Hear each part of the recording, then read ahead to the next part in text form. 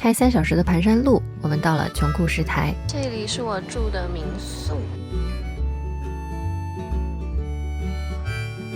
这是民宿的餐厅，看出去的 view。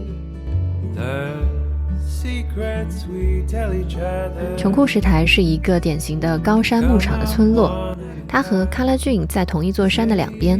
喀拉峻开发成熟，而穷库什台更加的本土，更原始，更安静。他做了一个这种小木屋的架子，然后我们走到我们的房间去。好像说这个山坡上他们也有，然后还有这样的椅子，坐着看雪山的。这是景观房，哇，还有镜子。来录一下我的 room tour， 窗景。绝了！这次选的民宿1280一晚，但是风景很值，非常好看。就是躺在这个床上就能看到这个山，窗外就是一个 V 型的山谷。就是这种冷色调的、深色调的穷库什台也挺好看的。那这是一个小沙发，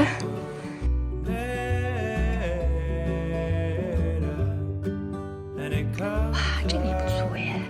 哇，干湿分离，还有暖气，不错不错不错不错，感觉哇，挂衣服的。其实我最喜欢是它的这个窗户，这个窗户面对雪山，房间都是大方窗，躺着就能看风景。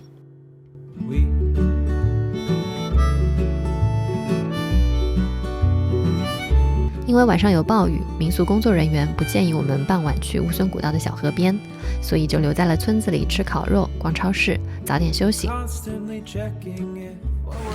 这个古道餐厅来吃晚饭，这里的餐厅还挺多的，价格不算便宜，但是味道还不错。第二天一早，赶在日出前开上了穷库什台后山。昨晚下过雨，路很泥泞，我们还陷车了。我们车刚刚陷进去了，好在遇到了热心的牧民，帮忙拉了出来。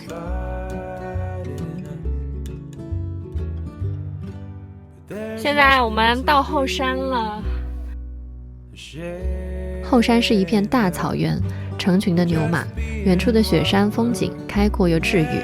草原上还有零星的帐篷，炊烟升起，有一点小小的炊烟。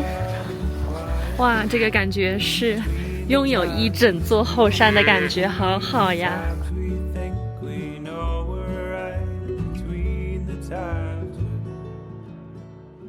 早点或者是晚上，对吧？从那个看，你是怎么骑马吗？我是徒步。哦，徒步。OK。超好看。晨光掠过草甸和森林，柔和安静。还有吃草的牛羊。好治愈啊，感觉好治愈啊！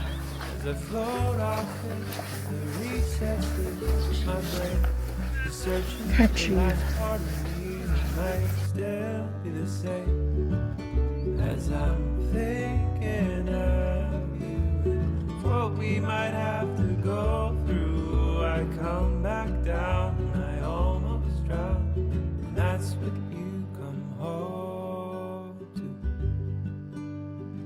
我们一路走到了网红秋千。如果山下的马队9点上班了，游客就会很多，拍这个秋千还需要排队。但是因为我们天没有亮就自驾上来了，所以这个秋千现在独属于我们。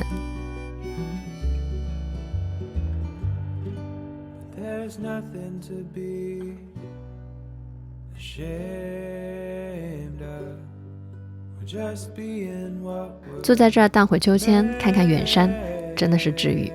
荡完秋千，找了一个小木屋咖啡馆，窗户是这种老旧的木式风格。我们去了喀拉峻，天气巨差，昨天。喀拉峻是山那边啊，那一块山翻过去，什么都看不到，气死了。点一杯咖啡，晒着太阳，什么都不用做。蓝天呢？今天手机里拍出来是蓝天呢。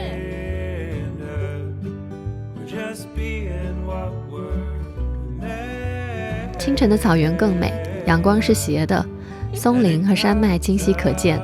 和那种石头山不同，这里的山体被绒绒的草甸覆盖着，很柔软的感觉。牛马散落在草地上，有的躺着，有的是小牛跟着大牛。车窗框出一幅画，后窗又是一幅，随手随处都是风景。草地上开满了白色的、黄色的小野花，森林是深绿，草地是青绿，绿的层次分明。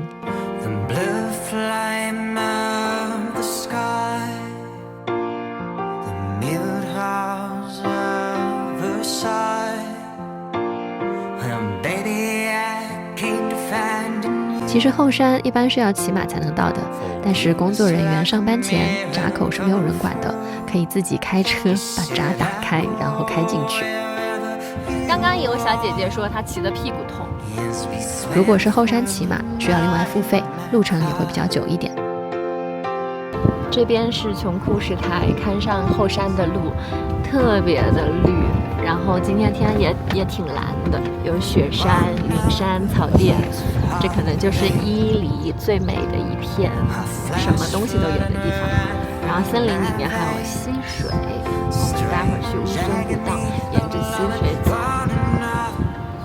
挺漂亮的。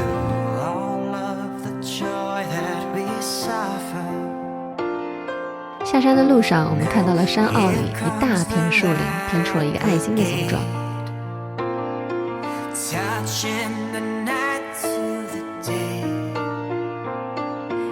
斜坡上的树林，平整的草地，还有蜿蜒却又笔直的盘山公路，几何线条在大自然里意外和谐。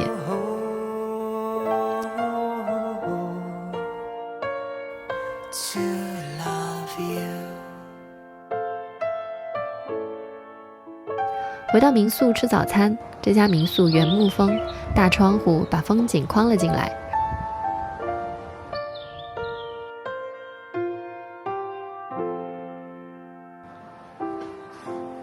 忍不住换上了好看的白色裙子，在这里多拍了几张照片。流口水了。民宿里还有一条很乖的大狗，民宿的工作人员也非常有爱，会帮你来拍照。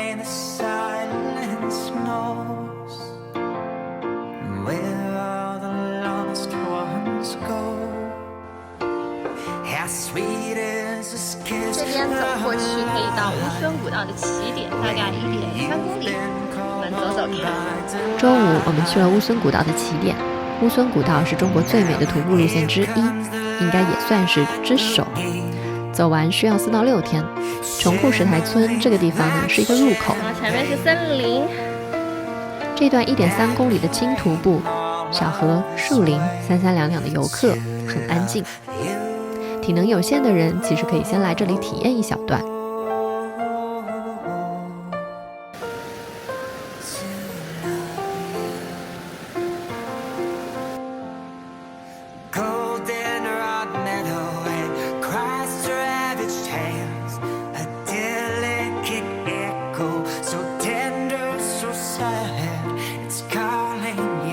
旁边的小河还挺漂亮的。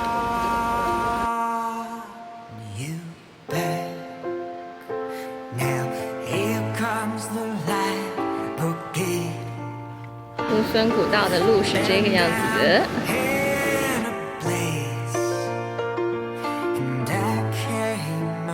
也算是来过了，从这里进中国最美的徒步路线，第1大徒步路线就是这儿。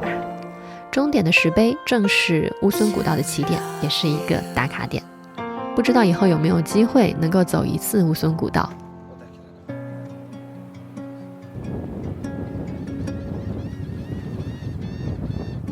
其实去琼库什台之前，我们是先去了恰布奇海，天气不好，有点雾霾，所以放到了视频的最后。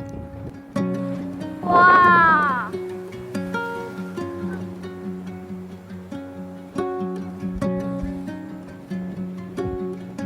黄蓝黄蓝的，不是那么湛蓝，但是也挺好看。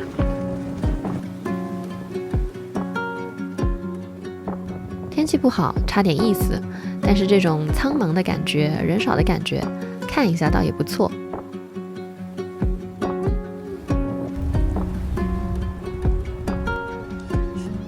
然后我们又开车去了喀拉峻草原，这里是一个比较成熟的景区，门票是160块钱。自驾进入景区之后，需要坐摆渡车。我们停在在了万纳服务区的2号停车场，出来就看到这里有这种小小的巴士区间车，可以去鲜花台的方向。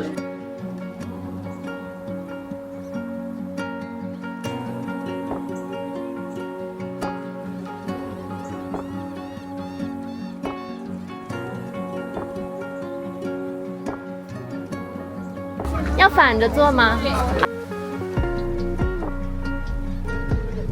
说明走的还是很累的，它左边这里是个坡道，我看过去是成片的连起来的草原。要是这里清晰一点多好看呀！右手边是可以看到山的，但是因为今天有点雾霾的感觉，这山就看不清晰了。这个也算是一种沉浸式的体验了吧。到达鲜花台后，有一段5公里的徒步步道，可以一直走到猎鹰台。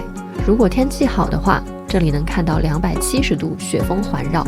但是我们去的时候还是有雾霾，雪山也看不见，草地也显得很普通，所以拍了几张照就下山了。喀拉峻很要看天气，天气好值得一去，天气差就可以直接放弃了。